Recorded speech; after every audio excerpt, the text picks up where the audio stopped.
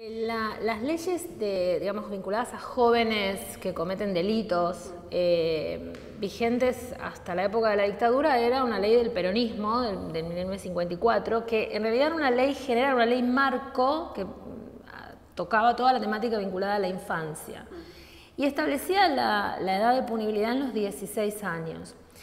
Durante la dictadura, yo entiendo que tenía que ver justamente con que los jóvenes adolescentes eran parte del enemigo para los dictadores, para el terrorismo de Estado.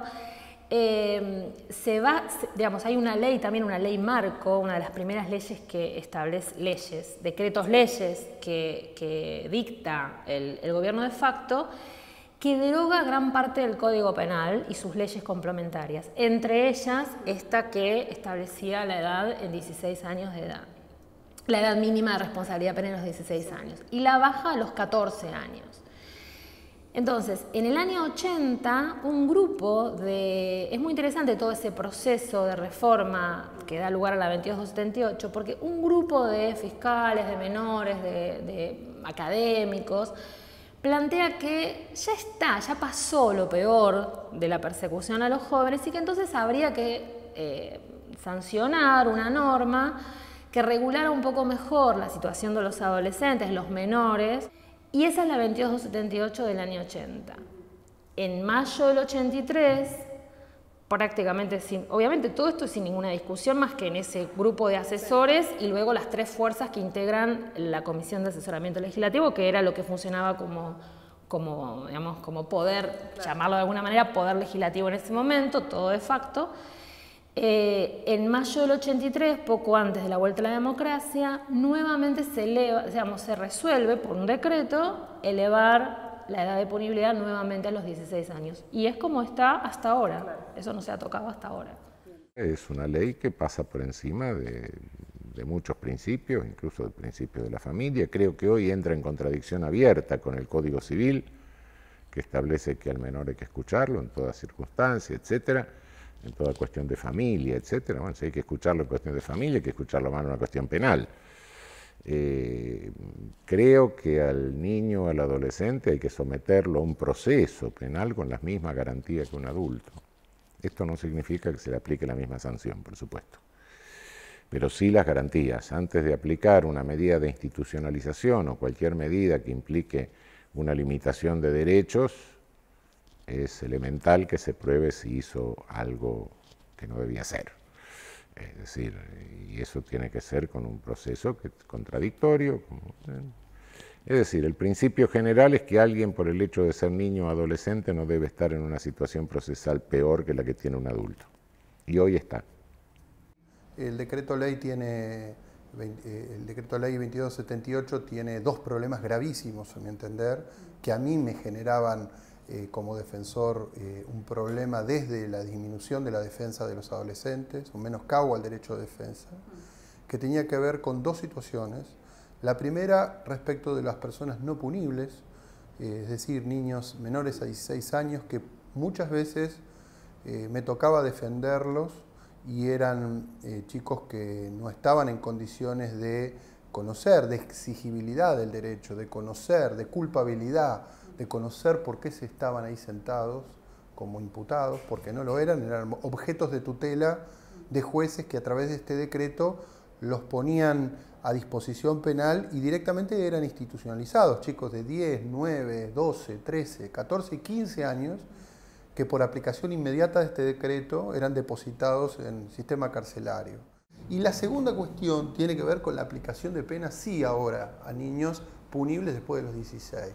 El decreto lo que impide es la aplicación de penas a niños de hasta 18 años y lo que dice es que la aplicación de penas puede ser recién de cuando cumplen 18 años. Entonces lo que se produce es cuando un niño de 16 a 18 es juzgado, sí, y es sometido a un juicio de acuerdo a las reglas procesales de las provincias, en este caso la provincia de Buenos Aires tiene un sistema penal juvenil, si era juzgado y condenado en realidad antes de los 18 años no se le podía aplicar pena hasta que cumpliera 18. Eso se llama técnicamente cesura de juicio. Había que esperar que el chico cumpliera 18 años para que el juez determine el tipo de pena. Y se le aplicaba la 2278 cuando cumplía 18 años. Bueno, hasta que cumplía 18 años está en un limbo.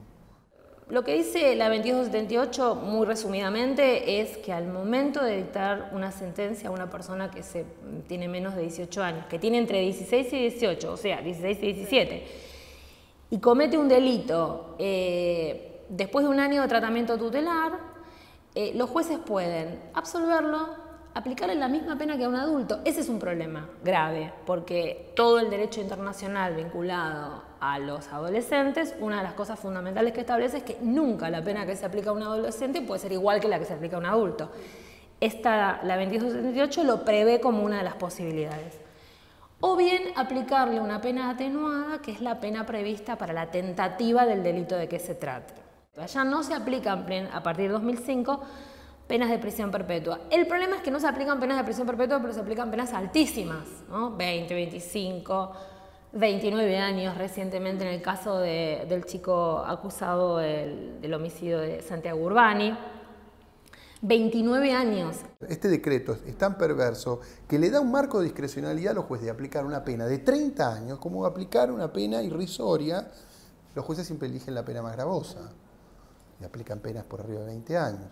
Contradicen letra y espíritu a la Convención Internacional sobre los Derechos del Niño y a todo el bloque de pactos de derechos humanos consagrado en el artículo 75, inciso 22 de la Constitución Nacional.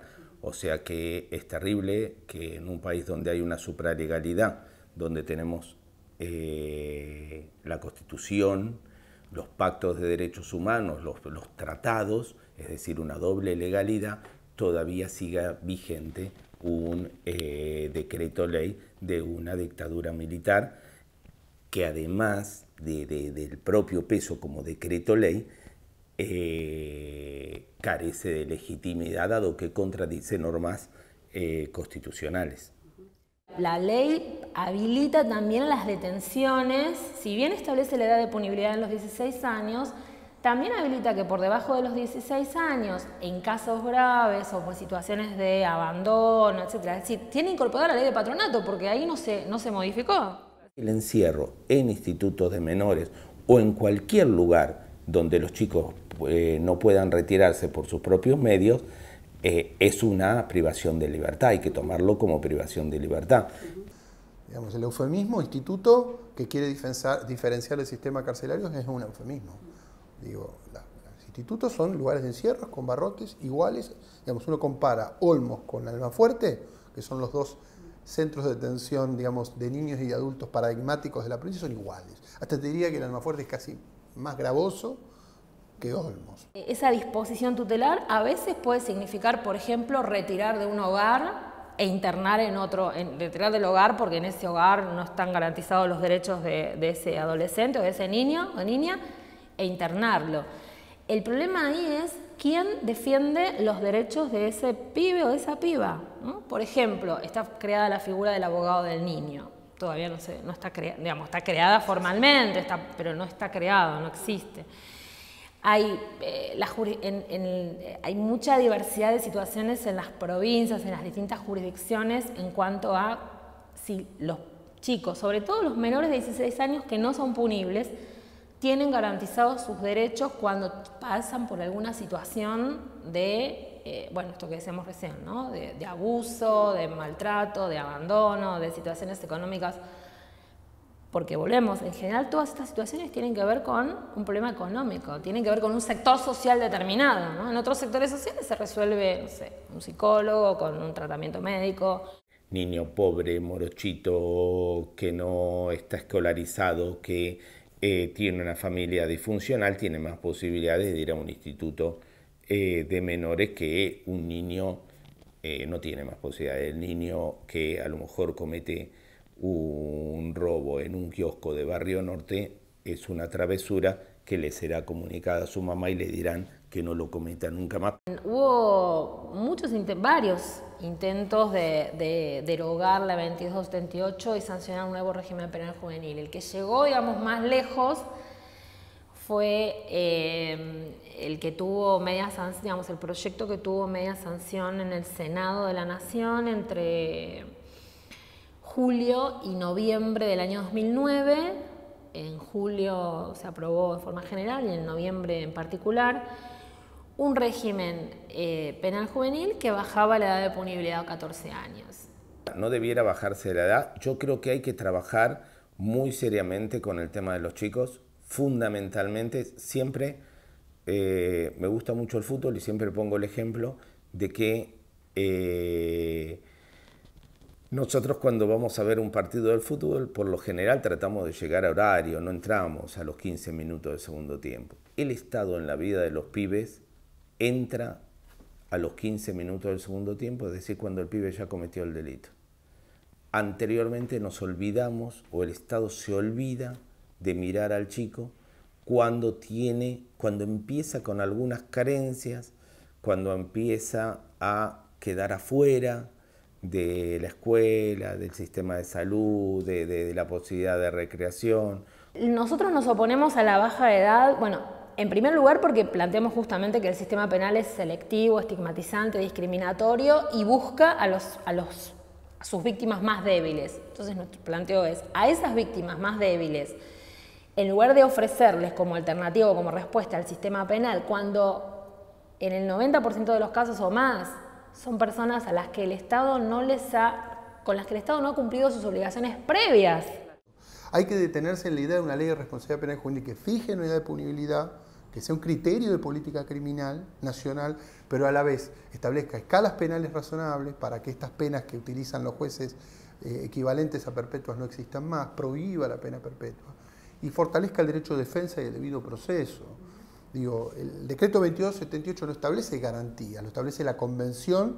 Cuando se habla de las leyes de la dictadura, cuando se discutió la ley de medios, obviamente muchas veces decía la única, a veces se nombra la de entidades financieras y esta está prácticamente invisibilizada, la 2278.